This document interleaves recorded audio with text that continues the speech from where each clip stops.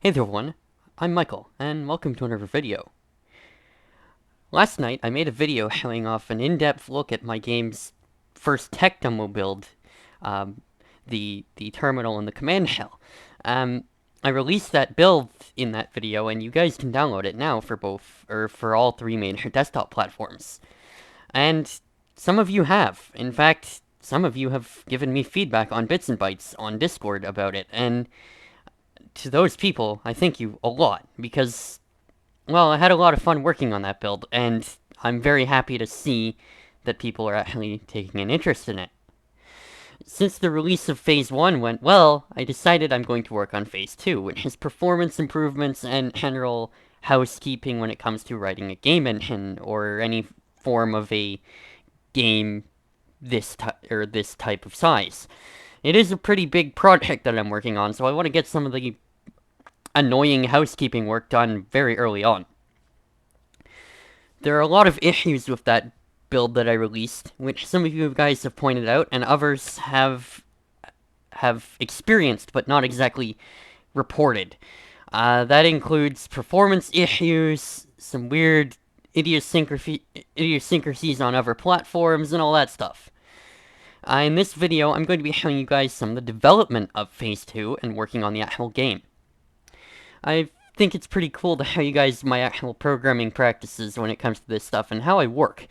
This video is going to focus primarily on the terminal and things like Neofetch and getting that all to work. That's because that's where I want to start with Phase 2 is optimizing the terminal and making it a little bit less laggy. I also want to show you guys how some of the features are implemented. Because some of you guys have looked at the code and can't make heads or tails of what's going on in it, but are interested in, being able to make heads or tails of what's going on in it. So we're going to be doing that. As you can probably tell by the desktop background, I am, in fact, working on my laptop this time around, the little brother of my main computer, and that's because Victor Tran's desktop environment, the desk, is getting some new features specifically tailored to accessibility and customization that are really important to me, and so my main computer right now is testing those features out on my Arch install. Unfortunately, the test has failed, and Victor is rolling out a fix right now, so my main system is a little bit unusable, so I'm going to be working on my laptop where everything is nice and hunky-dory. Anyway, let's get into this. Since I'm working on my laptop, I am of course going to need to zoom in because the screen is pretty small. So right now we are looking at, I believe, the terminal. I just paused my Spotify for a sec so I can focus, but I believe we are, actually no, we are looking at Neofetch. That's the last thing I was working on my laptop when I was working on this. Mainly, I've been working on my laptop doing the actual programming work on it, doing it in the living room so I can spend time with my family. But the game does run very well on my laptop. As you can see, I am the PL at Tapu Lele, which is my laptop's hostname. The big boy is called Tapu Koko. They're both Pokemon. And if I do Neofetch here, you can see that this is the same build as last night. It's just I compiled it instead of running the release build. Nonetheless, Neofetch is working, and we can see some of the specs of my laptop. I'm running Windows 10. I've got 16 gigs of RAM. I've got an NVIDIA GeForce RTX 2060 with Max-Q design and all that stuff. That's all working. You may be wondering though, how exactly did I implement Neofetch, and how am I doing this monogame graphic here? Well, let's look into that. Neofetch itself is built of two parts. The first part of Neofetch is the actual program that's built in the game's API. It's a little command class here that has a main function that takes string arguments. This looks similar to the program class in a typical C# program, but it's got some extra features that are specific to the Red Team game. This is an in-game command that you can run, and this is how they're made. This is a little different to how it was in PeaceNet and ShiftOS, where you would have to add some attributes to the command and stuff like that. Now it's just a class, and you override certain member functions and things like that to get things working. But I'll get into that in another video, how you make your own commands. We're focused on the actual main function right now, which does two things. The first variable that's important here is the template variable. What this is it's actually the text that Neofetch displays on screen, and that's where the logo comes from, and I will show you guys in a little bit what that is. The template variable is loaded from an embedded resource in the executable file. Generally, I don't tend to store text as raw data, or even through monogame content pipeline. I find it's weird to do that. For large blocks of text, I typically use .NET embedded resources. That way they're stored in the exe file. But I don't have to define them in code. I just have to load them in. And that's what the getTemplate method does, is it loads a special resource into C# so that I can interact with it. I'll get into that in a little bit. I know exactly where to go. Anyway, after we've gotten a template, the next thing that we do is we actually grab all of these variables here that are all different stats and information about the game and its environment and your platform and all this stuff. These are all of the variables that eventually make their way into all of the text on the right side of the monogame logo. That's essentially what Neofetch does. Then what I do is I have a massive block of code here that calls this substitute method, passing a reference to the template that we loaded earlier, and then it passes the name of a variable and the actual variable value itself. And I do it for every single one of these variables that I've passed up here. You may be looking at this code going, why the hell are you doing it this way, Michael? But I will explain it in a little bit when we get to actually showing the resource. Anyway, once I've done all of these template substitutions, all Neofetch does is write the template to the console, and then that's what you see on screen. Anyway, let's hop into the resource and I'll show you guys how that works. We're going to need to go into Red Team, and then we're going to go Resources, and there is Neofetch template.txt. That's the resource that we load in. And if we look inside it, you can see that it's essentially a monochrome version, albeit with a lot of misalignment and weirdness going on, that it's basically a monochrome version of what we see in the Neofetch command in-game. And you'll notice there's a lot of weird hashtags and stuff like that in it. I'll explain what this is really doing. Anytime you see a hashtag C right here, for example, that is a color code. And it's the color code for red, and it sets the foreground color of the terminal to red. And then all of these 6s are actually rendered to the screen. This is responsible for making the outline of the monogame logo red, which I've been told is not the correct way of doing it. It should either be transparent, or the outline should be white, and the inner area that right now is white should be red. And that's fairly easy to fix-ish. It's mostly a find and replace. But anyway, you'll also see these hashtag Fs here as well, and these set the terminal text color to white. And that's how I get the monogame logo to be multicolor. I take advantage of the same color codes that I showed you guys in the previous video. Then we see, after the monogame logo, we have a bunch of weirdness going on. It's very misaligned and hard to keep track of, but that's mostly because of the color coding of the monogame logo. If it weren't there, it would be a little easier to see, but what we have here is each line of text next to the monogame logo starts with an ampersand and a 0. That tells the terminal to reset all of the color and formatting codes on each line. That way, if for example the monogame logo were blue, and I didn't want the rest of my text to be blue, I can do that. That's what this ensures. And then next to that, we have another hashtag C, which makes the text red. And then we have a little user text here inside of curly braces. This is a template substitution. And if we go back into the Neofetch code, you'll see that we do in fact have a variable called user.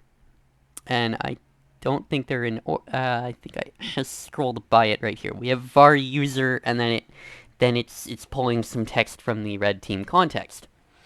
And then you'll see, if we go down even further, you're going to see eventually that there is a substitution that passes the name of user and gives it the user value. That's what that does. So if I were to write another template substitution here, another curly brace user, and save the file and build the game and then run Neofetch again. Let's do it. You're going to see that there are now two areas. Oh, wait. Has it actually worked? Oh, yes, it has. As you can see, it has put Depel at Tapu Lele right where we had that little user tag. So that is how it actually gets the information displayed onto the screen. So it's fairly easy to add new fields to this, which we're going to do very soon. In fact, we're going to do that next. The next thing I'd like to add into Neofetch here is I'd like to add some sort of display mode status. Because we have information about the graphics card and the CPU, but this is meant for actual diagnostic purposes, and I might want to know, for example, what screen resolution you're running at. So we're actually going to add that to Neofetch in this build, and we're going to do that right now. So as you can see, we're sitting right on top of the APU field here, and I'm going to do a few things. For one, I'm going to move some of these lines of text down by one, and actually, yeah, this is going to be very annoying to do. It does take a little bit because it does involve some ASCII art, and I'm not the best at ASCII art with my eyesight, but we're going to make sure that it all works. I do believe that is good to go. I'm trying to keep things relatively aligned. Anyway, this all down here is for the little color blocks that tell you what colors are available. Anyway, I'm going to move this down a line, because that's your free memory. And I'm going to make sure it's aligned. And because I've moved things around a little bit, I'm just going to run it and make sure that everything is still aligned properly. And it looks like yeah, it looks like things are a little bit misaligned. From the looks of it, just eyeballing really quickly, I've messed up the color blocks. The bottom color block, or the bottom row is misaligned by one character, and then the two rows are misaligned by 3 characters. So I'm going to fix that quickly. So 1, 2, 3. 1, 2, 3, 4. And we're going to give that a try.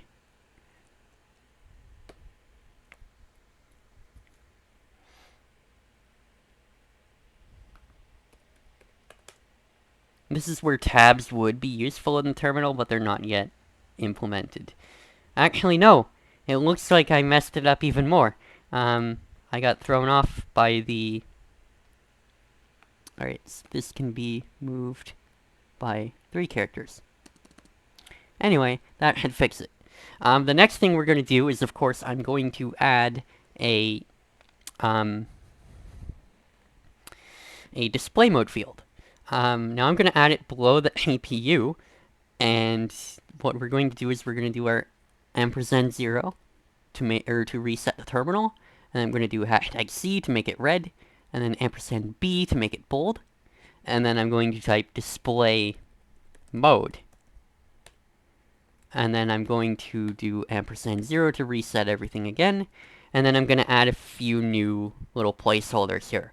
I'm going to add width by height. And then I'm going to do FPS. And then, of course, I'm going to write FPS as actual text. And I've just misspelled it because I'm on my laptop and I'm still not fully used to the keyboard. Actually, I am used to it, it's just that occasionally I mess up like that. Anyway, we're going to run and make sure that all works. Neofetch, and then there goes NVIDIA's little tool telling me, hey, this is a game, you're doing good. Anyway, you're going to see that we have a display mode here, and it's not showing the display mode and all that. That's actually proper behavior. We need to add substitutions for those template variables, which is fairly easy to do. The first thing that we're going to do is FPS, because it's the easiest to do. What we're going to do is we're going to go into Red Team Game. And I'm going to add a time span variable. I'm going to call it frame time. And I'm going to expose it as a read-only property.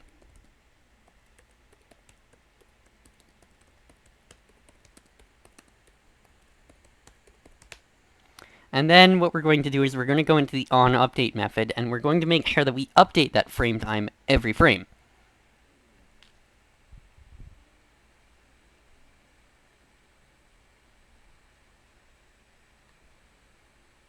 Alright, and we can do it right here, right underneath the uptime. And the way we do that is frame time equals game time dot elapsed game time. And that's going to give us our frame time. Then we're going to hop back into the Neofetch actual code, not the template, which is under commands, and it's going to be Neofetch.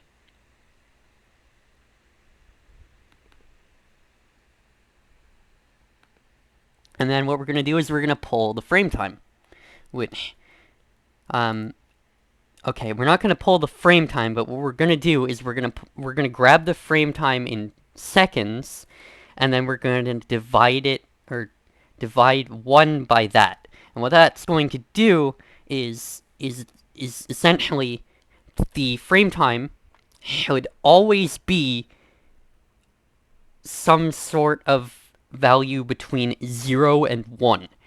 And with basic math, if you divide a value, for example 1, by a decimal value, for example 0.016, for example, you're actually going to end up with a bigger value than what you started with. Which is very hard for me to explain because I'm not a math teacher, but suffice to say, doing 1 divided by frame time in seconds is going to get you your frames per second. Anyway, let's do that. So var FPS, and we're going to do a math.round, and we're going to do red team game dot instance dot frame time dot total seconds, and actually I forgot one crucial step, and that is to divide 1 by it. So 1 over, and then the frame time in seconds. And then I'm going to make it a string with the toString method. Next, I'm going to substitute it. And the way we do that is we do substitute ref template name of FPS, and that's the name of the template variable I want to substitute, and then FPS for the value. And the reason I'm doing name of FPS there instead of just doing, for example, doing this, is maybe I would like to rename that variable. It allows me to essentially go in, and with my writer tools, I can refactor the variable and rename it, and then it'll automatically rename the template substitution as well. I'll still need to change the substitution in the Neofetch template, but I would rather change that in 2 places rather than 3.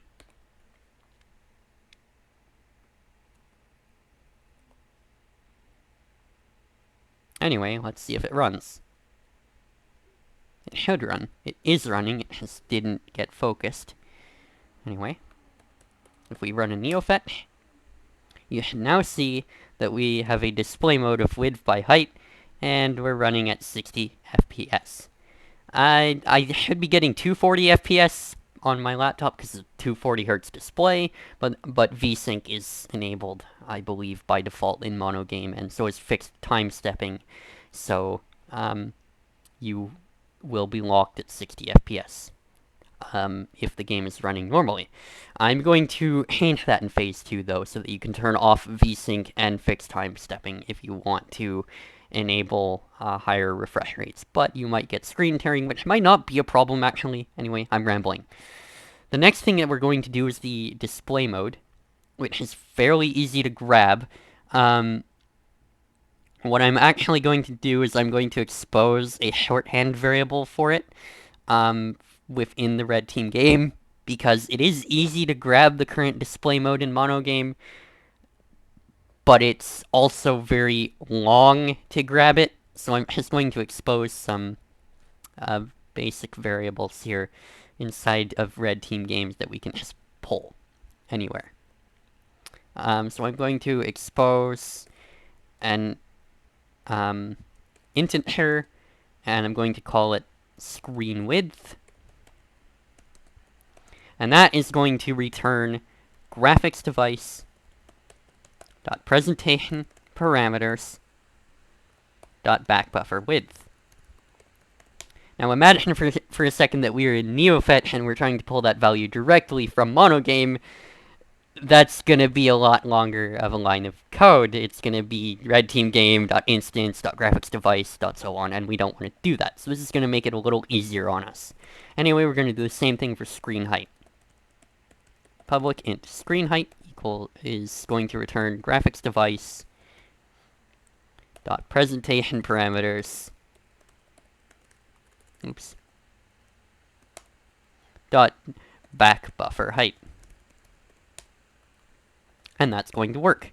And now we go back into Neofetch and we make sure that we substitute the values. Alright, so var width and var height is going to be easy. Var width equals red team game dot instance dot screen width dot toString. And provided I type it correctly, it's going to work fine. And then I'm going to duplicate it as well.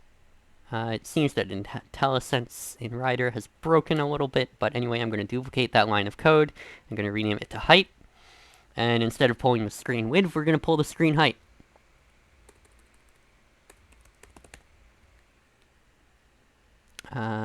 Something has broken. I can see that now.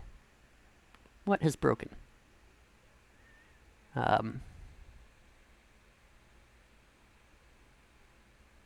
Oh. There are 2 screen widths. Well, you guys now know how to implement the property, but I do believe I implemented it twice. Oops. So we're gonna get rid of that. I guess I have already implemented screen width and screen height. Oops. Anyway, let's fix this. So substitute, we're gonna do the screen width. So ref template, name of width, and then width. And then we're gonna do the screen height next.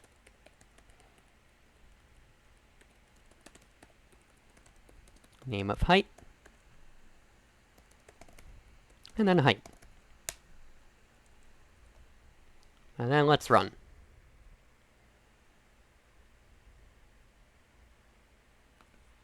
Neofetch. And then, as you can see, I am running at 1920 by 1080, 60 FPS. Awesome!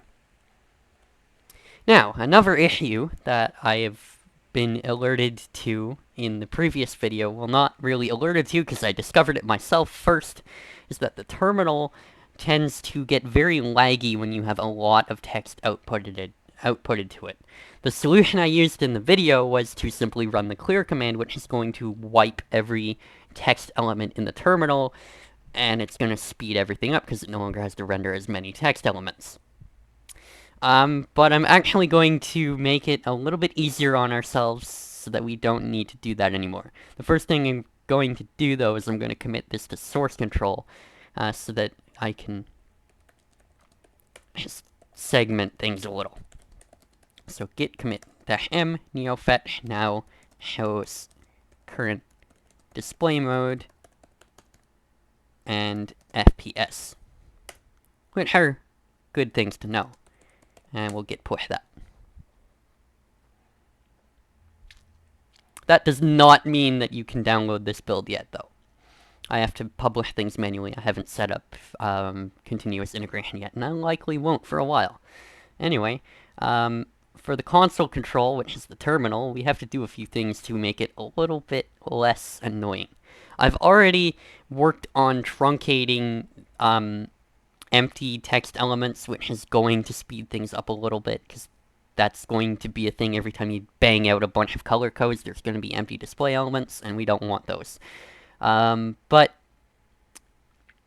we actually want to do some further optimizations. The first thing that we're going to do, as I scroll down to the on paint code, is we're going to actually render things in reverse. This is not on paint. I want to find void on paint. We're going to render each text element from the bottom up. Right now we render it from the bottom down, or from the top down. And that means that the first element is going to be rendered first. We actually don't want to do that. Generally, text elements will never overlap, which is fine, which is awesome. This allows us to do that. But the reason we want to render from the bottom up is because most of the time, you are not going to be scrolling back the terminal. You will sometimes, but most of the time, you're going to be looking at the very, very bottom of the terminal. And to that end, we're going to try to make sure that only one screen width, or screen height worth of terminal text is rendered at once, or at any given time. And we're going to try to skip over everything that is off-screen. And what rendering everything in reverse from the bottom up allows us to do is it allows us to check the bottom element and say, hey, is it visible on screen yet? No? Alright, on to the next one. And then eventually we're going to get the elements that are on screen. And we're going to render all of those. And then eventually we're going to get to text elements that are off screen again. And we're going to go ahead and once we go off screen again, we're going to completely stop rendering elements altogether. We're going to break the loop and we're going to continue to render on the next part of the terminal's user interface. That's going to speed things up a lot.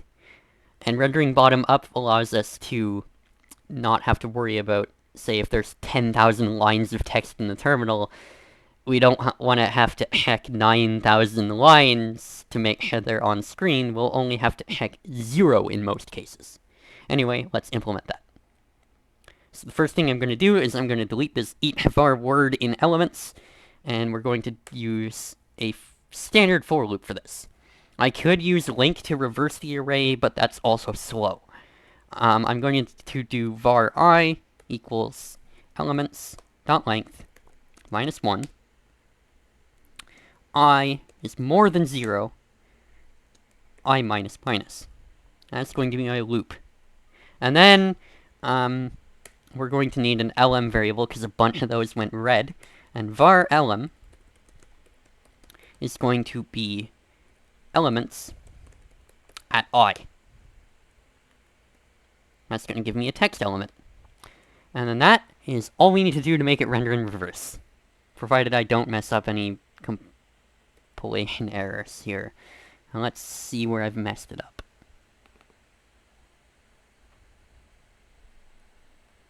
I have accidentally put a period there. Oh, wait.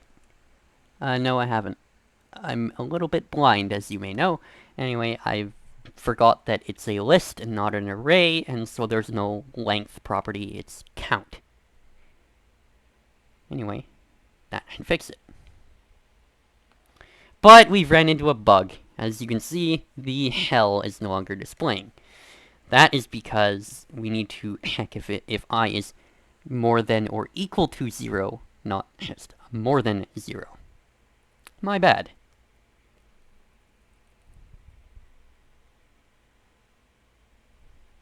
And there's the hell again. It works. And if we run a Neofetch, you can see that all of the color codes work as well. It just renders in reverse. Now that is not going to make any visible changes to the terminal whatsoever. The next thing that we need to do to make this actually enhance performance is we're going to need two things. We're going to need a Boolean flag here that says has drawn element yet equals false. And then what we're going to do is, because they don't ever overlap, what we're going to do is we're going to, first of all, we're going to create the rectangle, and we're going to do some, medial things here and there. Actually, no, we're not even going to measure the text. If the position of the element... No, we're going to do this differently. Get rid of that Boolean flag here. See, sometimes I think of things in my head and then I go, oh crap, that's not actually the way I want to do this, so we're going to not do it. Anyway, so what we're going to do is we're going to check the element position. It has come to my attention that maybe that's not a good idea. What we're going to do is we're going to pull the element position from that value right there, lm.position var pos equals element.position. And then what I'm going to do is I'm going to make sure that I apply the scroll back to the position before we actually measure text. And that's going to make a speed boost 2 when we actually get to doing that. And instead of affecting rect.y, we're going to affect pos.y, and then we're going to get rid of the int cast here because we no longer need it. Micro optimizations. Alright, so that applies scroll back before we do any sort of measuring whatsoever. And then what we're going to do after that if statement is we are going to check pos.y. If it is greater than the bottom of our bounding box, then we're going to skip over rendering.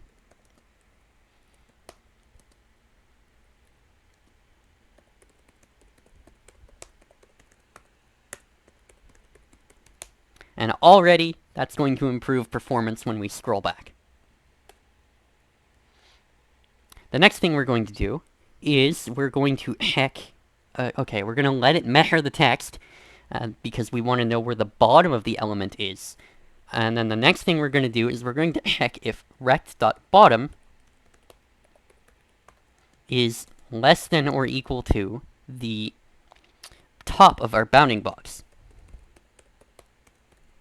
And if that's the case, we're going to break.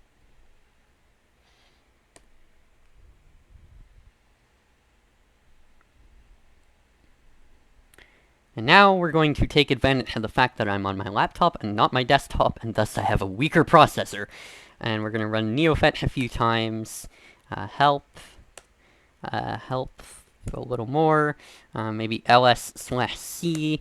Neofetch again. Help, and then we're going to do cat/c/users/dpl/projects/red team/src/console control /red team/console control.cs.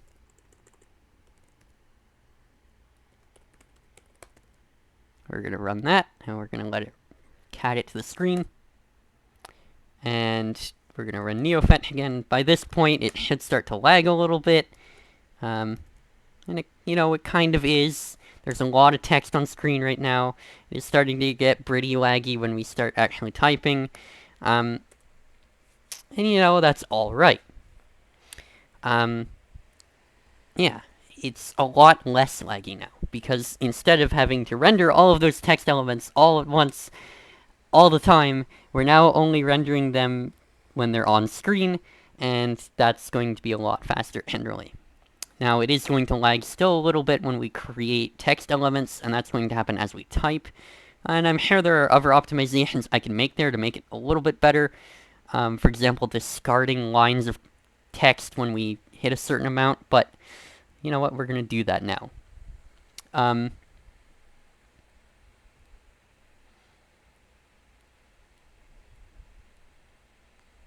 Yeah, so this is going to be fairly annoying to implement, but we're going to do it. So the way this works is we're going to go all the way to the top, right? We're going to add a buffer, or a line count here that we are allowed to hit.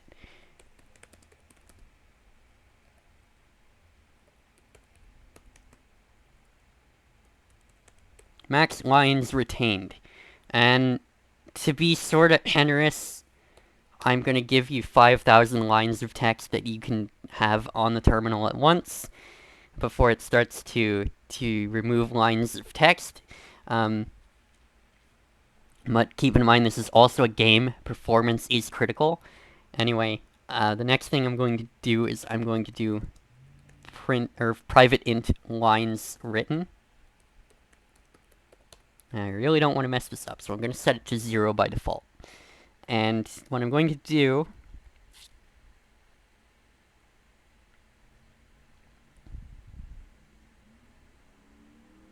is I'm going to go all the way to the bottom of the terminal here and find our writing code.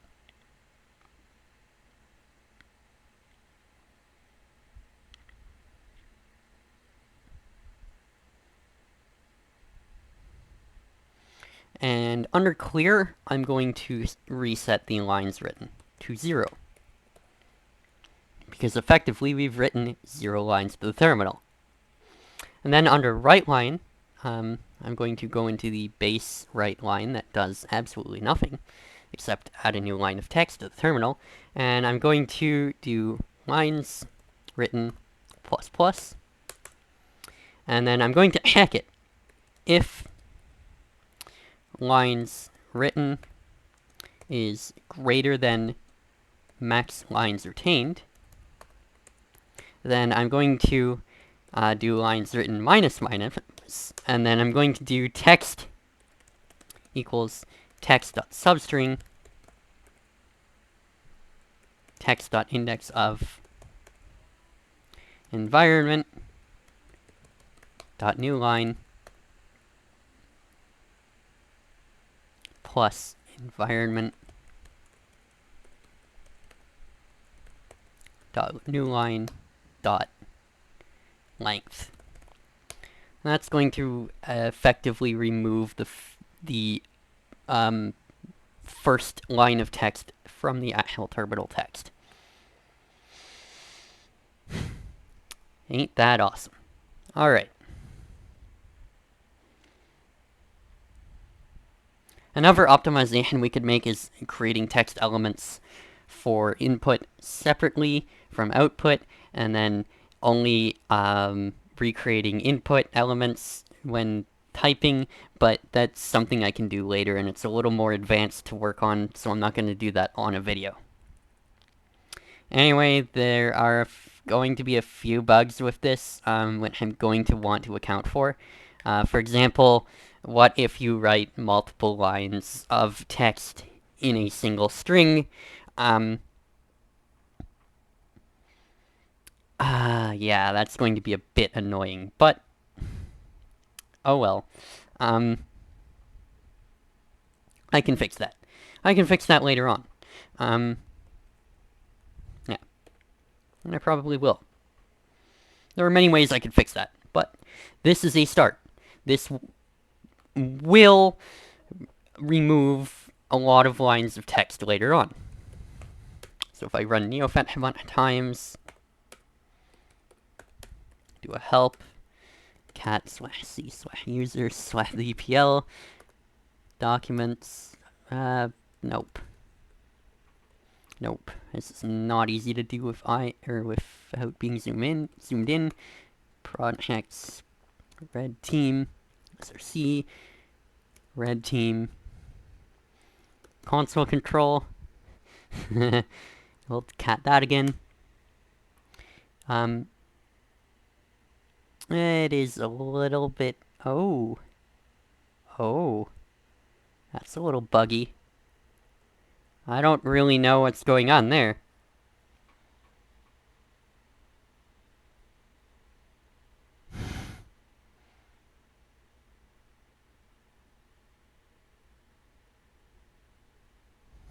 That is strange.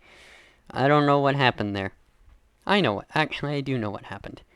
When we messed around with the scroll back, I messed something up. Void on paint. That's probably why I didn't see as much of a large performance jump as I had hoped. So,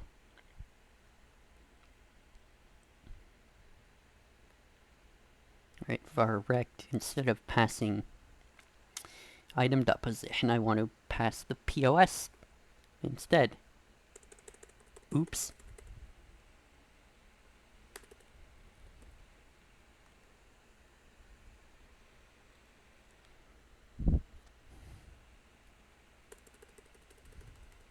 Alright, and then POS.y. And that should fix it.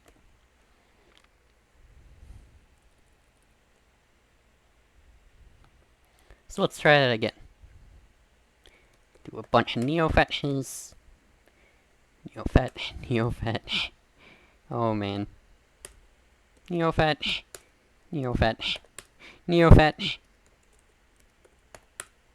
And we'll do a cat/c/user/dpl/documents /projects /readme, or not readme, red team, src, red team,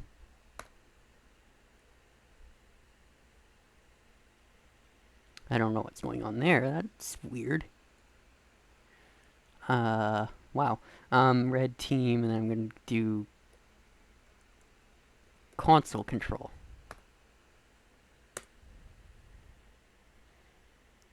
And there we go. So it is mostly working well. And as you can see, scrolling through the terminal, we're noticing no frame drops whatsoever, because, well, it doesn't have to recreate text elements to do that.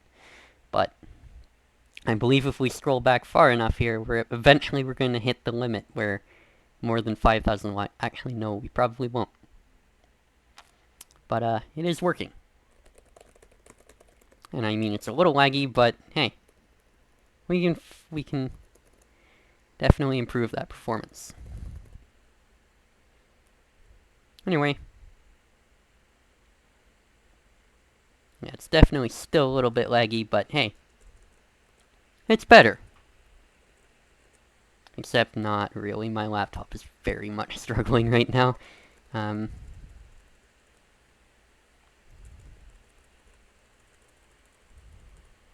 let's clear that out.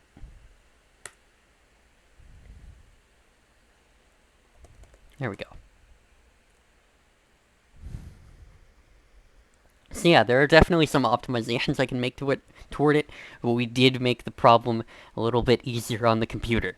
Anyway, I've been Michael. I'm not going to bore you guys with any more of this. I just wanted to show you guys a little bit of how I work with the terminal and a little bit of Neofetch, and we are going to optimize the terminal a little bit more, and get it all working nice and quickly, and that'll be my first phase 2 feature, is optimizing the terminal. Anyway, as I said, and as always, I've been Michael, and I hope you guys enjoyed the video. I hope you guys enjoyed this little bit of a dev diary type thing of me developing the game. This is not going to be edited, of course, because of the whole thing with my computer being completely inoperable right now, and I don't have HitFilm on my laptop, so I'm going to upload this raw and unedited so that you guys can see me working through things in real time. Anyway, hope you guys enjoyed. I will see you guys in the next video, and thanks so much for watching.